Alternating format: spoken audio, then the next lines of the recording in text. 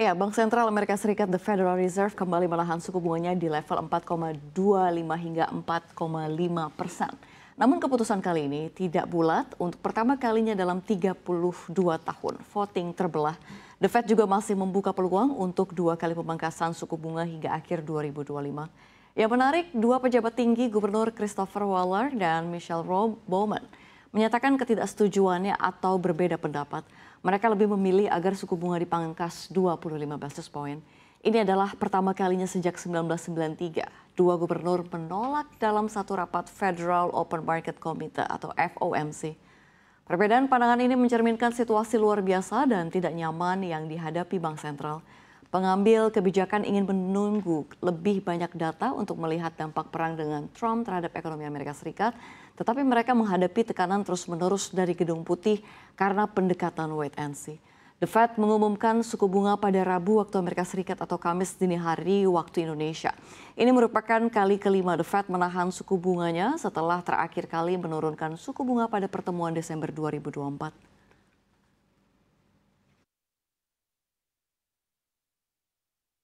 At today's meeting, the committee decided to maintain the target range for the federal funds rate at 4.25% to 4.5%, and to continue reducing the size of our balance sheet. So I'll just say that we haven't made any decisions about September. We'll be monitoring all the incoming data and asking ourselves whether the federal funds rate is in the right place.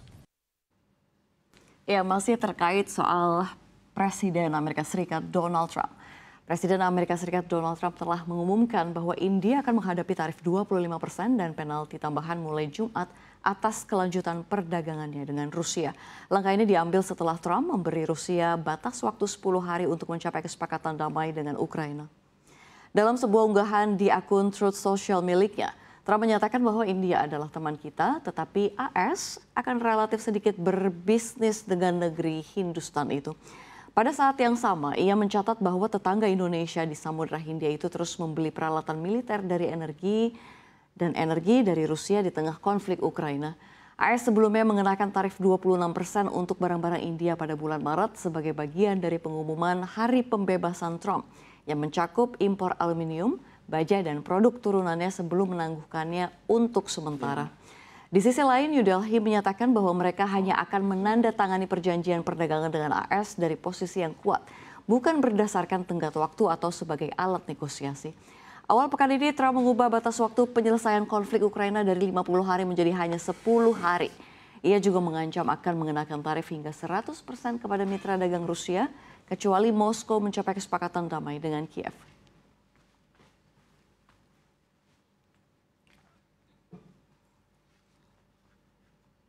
Iya, berikutnya kita ke berita komoditas. Pemirsa, harga emas hancur lebur dan bertengkar di level psikologis $3.200 Amerika Serikat per troy ounce.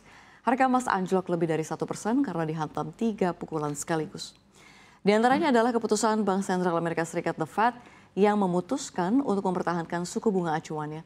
Lonjakan dolar AS dan data tenaga kerja AS yang kuat juga mendorong para pelaku pasar meninggalkan safe haven. The Fed mempertahankan suku bunga dalam keputusan terpisah yang hanya memberikan sedikit indikasi kapan biaya pinjaman akan diturunkan dan memicu perbedaan pendapat dari dua gubernur Bank Sentral Amerika Serikat. Ketua The Fed Jerome Powell mengatakan bahwa Bank Sentral belum membuat keputusan tentang bulan September ketika banyak pelaku pasar memperkirakan akan ada pemangkasan suku bunga pertama tahun ini.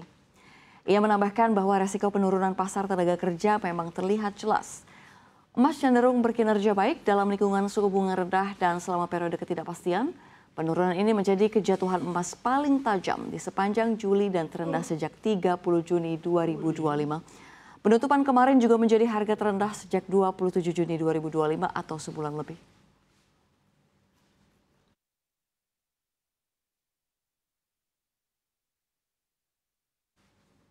Ya, kita ke sentimen dari mancanegara. Pemirsa, Rusia kembali menyerang Ukraina dengan rudal. Kali ini menyasar gudang makanan di Kharkiv. Dahsyatnya, rudal merusak gudang hingga menewaskan 1 pekerja dan 4 lainnya terluka. Petugas pemadam kebakaran bekerja pada lokasi gudang makanan yang terkena serangan udara militer Rusia di desa Vasishcheve, Kharkiv, Ukraina, Rabu waktu setempat. Serangan udara Rusia tersebut menewaskan 1 orang dan 4 lainnya terluka. Manajer dan teknisi gudang Sherhi Molchaninov mengatakan bahwa ia sedang memeriksa atap gudang ketika serangan terjadi. Para korban terluka akibat pecahan kaca yang tertembus peluru. Gubernur wilayah Kharkiv Oleh Shenuhubov mengatakan bahwa 100 petugas pemadam kebakaran dikerahkan untuk mengatasi serangan ini.